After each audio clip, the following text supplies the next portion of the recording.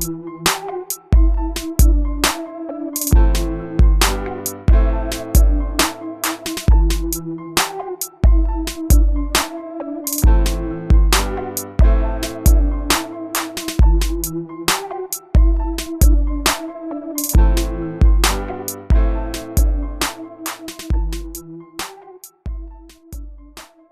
大家好，我係 Dixon。今日咧就轉一轉走過去講下科技。咁咧我就買咗呢部 DJI 嘅 Mavic Mini， 大概買咗個零月度啦。咁我就想分享下呢個零月入邊我嘅一啲用後感。如果你都對呢部嘢有興趣，諗緊買唔買嘅話咧，希望你睇完呢條片之後咧，就可以幫到你做決定啦。先咧我會講下我買呢部機嘅原因嘅。咁因為我自己本身拍 YouTube 㗎啦，咁圍繞嘅主題咧都係啲行山啊、露營啊、旅行咁樣嘅。咁所以我就想要一部航拍機，咁啊等我可以攞到多啲唔同角度嘅 shot 啦。咁同時間我梗係想要輕便為主啦，即係減輕我背囊嘅重量。咁 so far 咧，我覺得呢部 Mavic Mini 咧都滿足晒我嘅要求嘅。好啦，咁我講下咧，我用咗佢咁耐，發現咗佢嘅一啲好處先啦。第一樣嘢咧，佢係可以拍到 2.7K 質素嘅片嘅，大概亦都可以拍到25至30分鐘啦。官方話，咁咧絕對夠晒咧一般行山啊、露營嘅 vlog 嘅。嗱，雖然咧佢拍唔到 4K 片嘅，只係得 2.7K 嘅啫。咁但係實際應用咧出到嚟嗰啲片咧，就算翻落去攞電腦睇啊，咁其實都 show 到啲 detail 位嘅。而且咧個畫面係好 smooth 嘅。其實我買之前咧，我係超級介意佢冇 4K 嘅，因為我本身有第一代嗰部 Mavic Pro， 咁嗰部影到 4K 嘅，咁所以咧我就買之前咧我睇好多 review 片，咁但係而家發覺咧個質素咧其實係差唔多嘅啫，即係除非個觀眾真係好介意嗰個像素要高像素，跟住佢停咗條片嚟即係細心咁樣望啦。如果唔係咧，即係根本睇唔出個分別。同埋我想講一樣嘢咧，就係一般人去睇呢 drone shot 咧，其實佢真係唔好介意個像素嘅，因為佢想要嘅係嗰個唔同嘅角度啦，即係例如可能喺天上面望落嚟嗰啲 bird eye view 啊，或者可能係喺建築物中間穿過去，啲人係想要呢一種感覺，即係佢想要一種好似用自己隻眼去感受一次個過程。咁而呢啲 shot 咧，對於旅遊啊或者露營 vlog 嚟講咧，係可以令到觀眾更加投入嘅。嗱，呢部 Mavic Mini 咧，雖然只係拍到 2.7K， 但係其實佢已經拍到我想要嘅嗰個感覺出嚟。即係你真係需要喺一啲大銀幕度播啊，或者你係呢啲專業嘅電影啊或者廣告製作啦，需要高啲像素嘅。如果唔係嘅話咧 ，Mavic Mini 咧係絕對夠做㗎啦。或者你需要一啲高啲嘅 frame rate， 因為呢部機咧只可以影到30 frame 嘅啫嘛。咁如果你想要50-60 frame 啊嗰啲去做 slow mo 嘅話咧，可能你就要 upgrade 去 Mavic Pro。第二個好處咧就係佢嘅重量啦。呢部嘢真係超級輕，得249 gram 啫，即係完全減輕咗外拍嘅一啲負擔。我買呢部機之前咧睇咗好多 review 片，而當中咧每一條片每一個 reviewer 咧都讚呢部機係好輕嘅。但係咧，當部機 ship 到過嚟我度，我第一次 unboxing 嘅時候咧，我都依然俾佢嗰個重量嚇親，因為咧佢重量就係冇重量。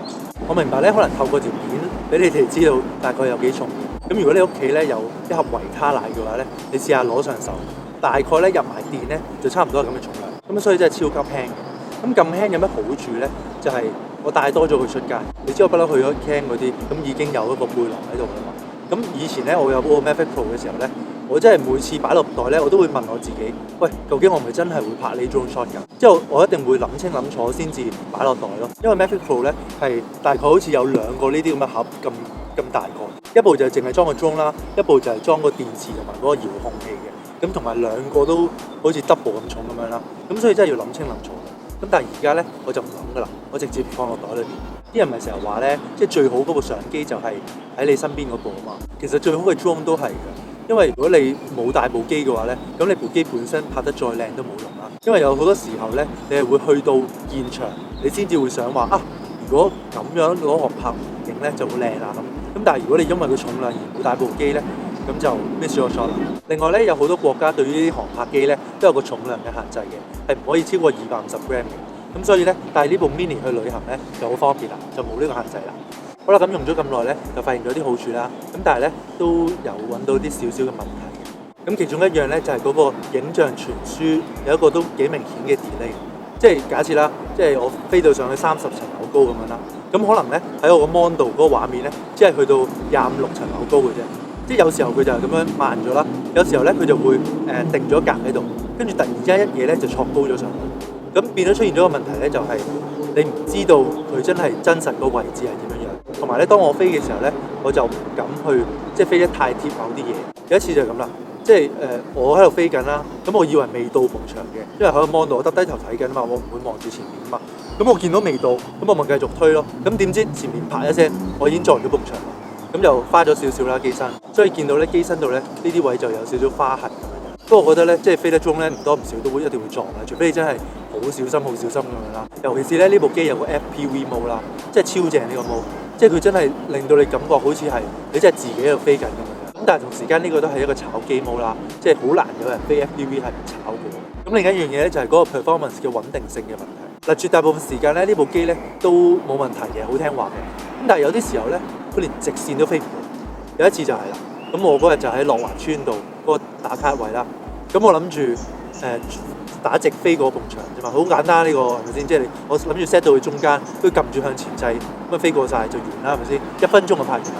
咁點知咧嗰日搞咗半粒鐘，我都仲未可以令到佢飛直線，即係唔知點解。我嗰日我淨係撳向前邊，佢就硬係咧飛下咧就會飄咗去右邊或者飄咗去左邊咁樣樣，就係做唔到個直線嘅。估計咧就係因為喺城市入邊咧，即係多啲信號干擾啦，即係通常都會嘅。入到城市裏邊密集啲嘅地方咧，都會干擾得勁啲，可能會影響到個表現嘅。嗱，以上呢啲咧都係我個人嘅體驗啦，即係我唔知道究竟呢啲係淨係我係咁樣啦，定係可能大家都係咁樣。如果你都有呢啲咁樣嘅問題嘅話咧，可唔可以下邊 comment 低，即係話俾我聽，即係大家交流下都好啊。Overall 咧，我覺得部 Mini 咧都幾抵買嘅。我覺得佢適合幾類人啦。第一類咧就係未玩過航拍，但係就想試下學習下航拍技巧嘅人啦。咁 Mini 咧作為一部入門機咧，我都覺得係幾容易上手、幾容易操作，可以買翻嚟俾你試下唔同嘅航拍技巧啦。第二咧就係 budget 冇咁多嘅人啦。當然如果你係專業嘅製作團隊，有錢可以買到 Mavic Pro 咁啊，梗係好啦。咁但係如果你係即係個人嘅拍片，好似我咁樣樣，咁其實咧 Mini 咧都係平平地嘅一個 option 啦，而家可以俾你 create 到一啲好唔同嘅 shot 嘅。第三類咧就係 outdoor 使用嘅人啦，因為 Mavic Mini 咧真係好方便，一來佢輕啦，二來咧佢 set up 部機咧係好快脆嘅，好似我呢啲行山咁樣樣，即係突然間去到某個位，即係想好快脆咁樣影一影個 drone shot，跟住就收翻埋嘅。咁呢類咧 Mavic Mini 就好方便啦。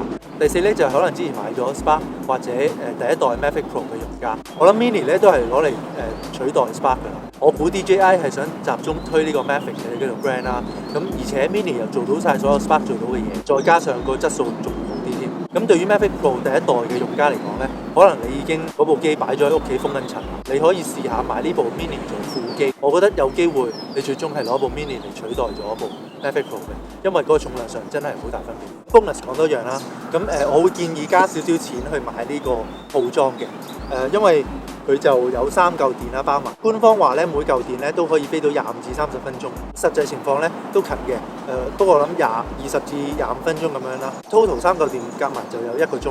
咁如果你話正常行山咧，咁1個鐘頭絕對夠嘅。咁多電攞嚟做咩咧？咁就係 for 旅行啊、露營或者影 event 嘅，因為嗰啲咧就好多時候都有戶外啦，應該冇乜機會你可以叉到電，可能你個人都要走嚟走去，咁嗰啲情況就非常之啱用咯。我明白咧，可能一條片就 cover 晒所有嘢嘅，咁所以如果你有問題嘅話咧，可以喺下邊 comment 問我，咁我會盡量解答你嘅問題嘅。如果你有 friend 咧都有興趣買航拍機嘅話咧，你可以 send 條片俾佢啦。咁我希望大家可以支持下香港嘅 YouTuber， 記得 CLS comment like share and subscribe。我係 Dixon，撳入我 channel 去睇下，我哋下條片見啦。